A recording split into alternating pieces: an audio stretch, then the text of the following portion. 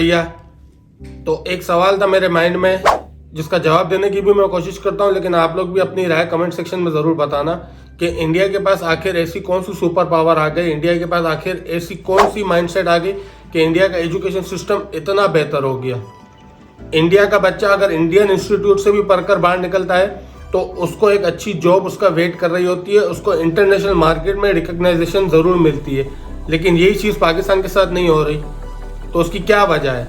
अगर हम अपने आप को तारीख में थोड़ा सा पीछे लेकर जाए ना, 2002-2003 में जब इंडियन चैनल्स पाकिस्तान में चलते थे, उस वक्त आप लोग भी इस चीज़ की गवाही देंगे कि जब हम स्टार प्लस पर या कहीं पर भी ड्रामास देखते थे तो हमारा ध्यान उस ड्रामे पर होता था।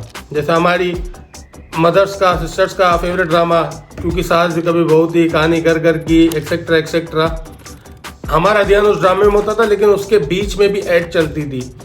अगर ऐड पर अगर हम फोकस करें ना तो उस वक्त वो ऐड चलाते थे कि पढ़ेगा इंडिया तो बढ़ेगा इंडिया। या उनकी एक और टैगलाइन थी, मुर्गी शिकली प्रगति जाली। कोई अगर मराठी दोस्त है और ये वीडियो देख रहा है तो अगर मैंने इस टैगलाइन में कुछ गलती की हो तो ज़रूर ठीक कर सकता है। तो उनका ध्यान एजुकेशन की तरफ था कि अपने मुल्क को एजुकेशन की तरफ लेकर जाने, क्योंकि उन्होंने हवाओं का रुख देख लिया था कि एजुकेशन के बगैर फ्यूचर नहीं है। तो उन्होंने अपनी पूरी आवाम को एजुकेशन की तरफ लगा लिया। और वहीं पे पाकिस्तान ने क्या किया? पाकिस्तान ने अपने आप को जितना एजुकेशन से दूर रखा जा सकता है उतना दूर रखा, अपनी यूथ को एजुकेशन से दूर रखा।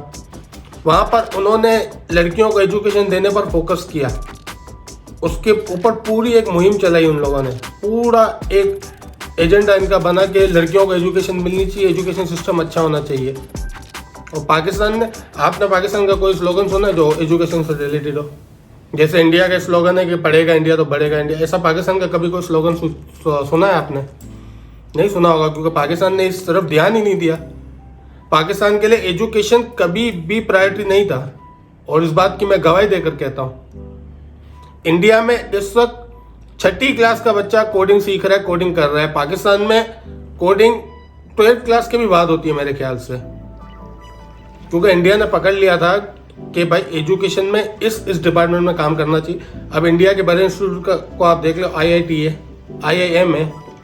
यहाँ से जब बच्चा बाहर निकलता है तो बच्चे की कैपेबिलिटी आपको खुद को पता है क्या होती है। और वहीं पे अगर पाकिस्तान का बच्चा, अगर टैलेंट पाकिस्तान में है, इस चीज़ में कोई भी शक नहीं है कि पाकिस्तान में टैलेंट नहीं है। पाकिस्तान में टैलेंट भरपूर है, लेकिन टैलेंट को पॉलिश नहीं किया जाता, एनहेंस नहीं किया जाता, आगे नहीं बढ़ाया जाता।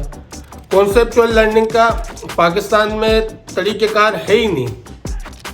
हम फिजिक्स की क्लास में बैठ कर लेते हैं और ड्राइंग करके एग्जाम्पल ले रहे होते हैं कि इस तरह होता है, ये होता है। हालांकि आप स्कूल्स कॉलेजेस को तो छोड़ें, इंडियन क्रिएटर्स को देख लें।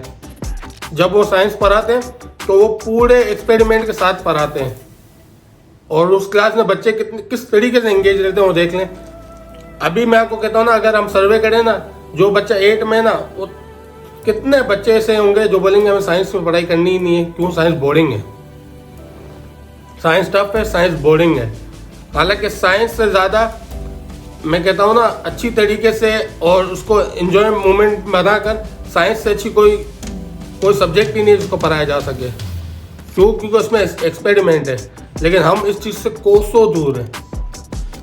हमारा जब मैंने मैट्रिक किया था ना 2007 में या 2008 में, उस वक्त मैट्रिक में मैंने जो पढ़ा था ना, आज का बच्चा भी मैट्रिक में वही पढ़ रहा है।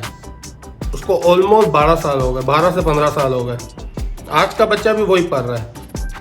तो इंडिया हमारा दुश्मन नहीं है, इंडिया से सीखना कोई बुरी बात नहीं है।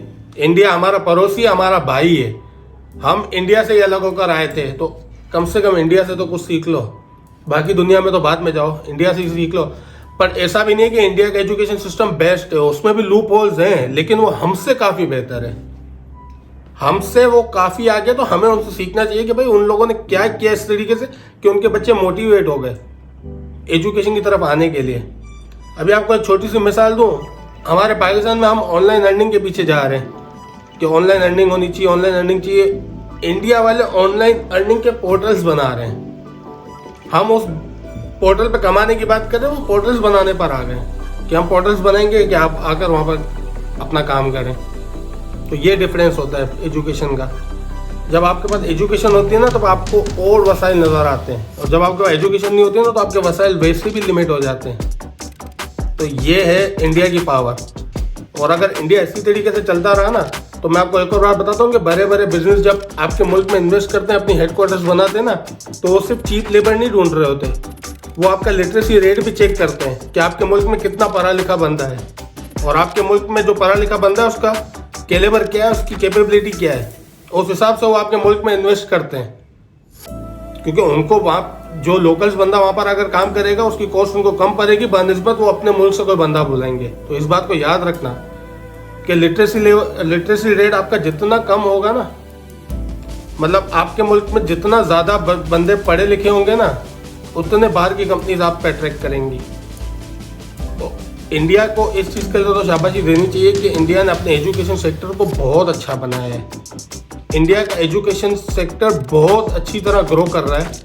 इंडिया के एजुकेशन सेक्टर में आप गवर्नमेंट के अलावा भी देख लेना तो कितनी कंपनीज हैं जो हाई लेवल पे काम कर रही हैं और जो इंटरनेशनल लेवल तक जा चुकी है, जिससे सबसे बड़ी बात है बायजूस।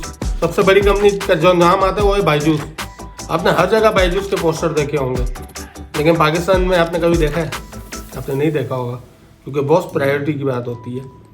जब आपकी प्रायोरिटी एजुकेशन, आपकी यूथ बन जाए ना, तब आप ये सारी चीज़ें देखते हैं। 60% पाकिस्तानी यूथ है और उन 60% को कंट्रोल 40% कर रहा है, और 60% अपने हाल से बेहाल है, जिनके पास एजुकेशन का प्रॉपर निज़ाम भी नहीं है।